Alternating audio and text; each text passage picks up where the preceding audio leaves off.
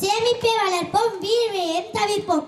சேமிப்பது சிக்கனமாக இருப்பது நம் வாழ்வில் எவ்வளவு அவசியம் என்பதை உணர்த்த வருகிறார்கள் நம் பள்ளி மாணவிகள். இதோ உங்களுக்காக. யமினா பேகம், உம்ரா பானு, கதீஜா குப்ரா, தஸ்னீம். அஸ்ஸலாமு அலைக்கும் வரஹ்மத்துல்லாஹி வ தஆலா பரகாத்துஹு. ஐஷா, நஸ்ரீன், வாங்கடி கேண்டீன் போய் ஸ்நாக்ஸ் வாங்கி சாப்பிட்டு வரலாம். டெய்லி ஸ்நாக்ஸ் வாங்குறதுனால காசு தான் வேஸ்ட் ஆகுது. அதுக்கு பதிலா அம்மா கொடுக்குற பாக்கெட் மணியில காசை சேமிக்கலாம்ல. ஆமாண்டி, கொஞ்சம் கொஞ்சம் சேமித்தா தானே வேற ஏதாவது வாங்க முடியும். இப்பவே சேமிப்பா, அதெல்லாம் பெரியவங்க பண்ற தானடி. பெரியவங்க மட்டும் பண்ணணும் இல்ல, நம்மளும் பண்ணலாம். சரி, பெல் அடிச்சு கிளாஸுக்கு போலாம், வாங்கடி.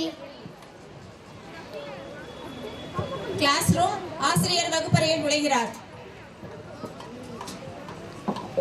அஸ்ஸலாமு அலைக்கும் வரஹ்மத்துல்லாஹி வ தஆலா பரகாத்துஹு. வலைக்கும் சலாம். எல்லாம் உட்காருங்க. இன்னைக்கான பாடம் பார்க்கலாமா? இன்னைக்கான பாடம் சேமிப்பு பழக்கம். நம்மளோட சின்ன சின்ன பழக்கம் பெரிய நல்ல விஷயத்தை செய்யலாம். உங்களோட டெய்லி பாக்கெட் மணிலேருந்து நீங்க கொஞ்சம் பணத்தை சேமிச்சு வச்சா கூட அதுல கஷ்டப்படுறவங்களுக்கு எல்லாத்துக்குமே தர்மம் செய்யலாம்.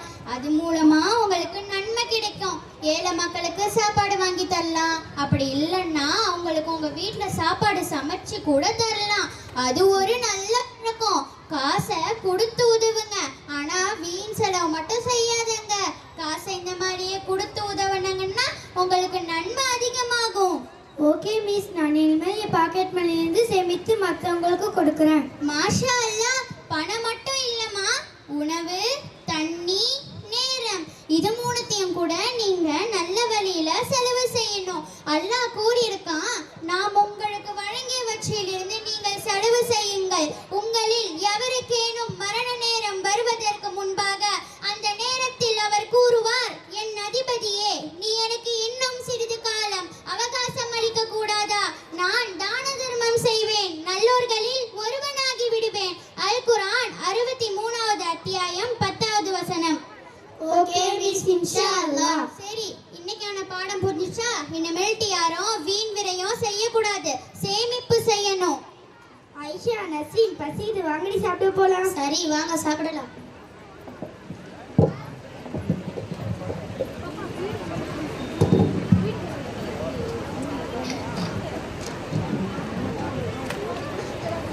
ஐஷா, நீ இன்னைக்கு என்ன சாப்பாடு எடுத்துட்டு வந்த? நான் சாம்பார் தாண்டி எடுத்துட்டு வந்தேன். எங்க அம்மா எனக்கு ரசம் நன்றி கொடுத்துருக்காங்க. உங்க வீட்டுல என்ன சாப்பாடு மரியான்? இன்னைக்கு எங்க வீட்டுல பிரியாணிடி. சரி, வாங்க சாப்பிடலாம், டைம் ஆகுது. சரி வாங்க.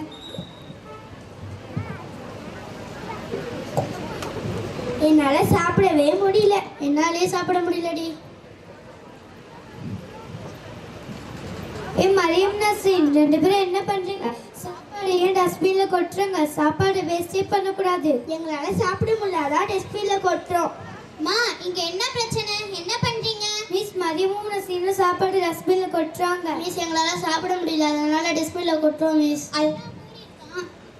அல்லாஹ் கூறியிருக்கான், வீணாக்குபவர்கள் ஷைத்தானுடைய சகோதரர்கள். அல் குர்ஆன் 17வது அத்தியாயம் 27வது வசனம். எவ்வளோ பேர் சாப்பாடு இல்லாம கஷ்டப்படுறாங்க.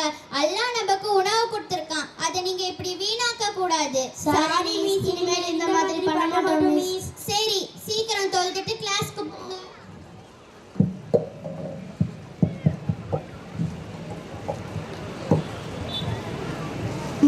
ஒழு செய்யும் போது ஏமா இவ்வளவு தண்ணியை வேஸ்டா ஓட விடுறாங்க? ஒழு செய்யும் போது ஏன் இவ்வளவு தண்ணியை வேஸ்ட் பண்றாங்க? எவ்வளவு ஊர்ல தண்ணி கிடைக்க மாட்டேங்குது. அல்லாஹ் கூறியிருக்கான், உண்ணுங்கள், பருகுங்கள், வீண் விரயம் செய்யாதீர்கள். வீண் விரயம் செய்பவர்களை அல்லாஹ் நேசிப்பதில்லை. அல் குர்ஆன் 7வது அத்தியாயம் 31வது வசனம்.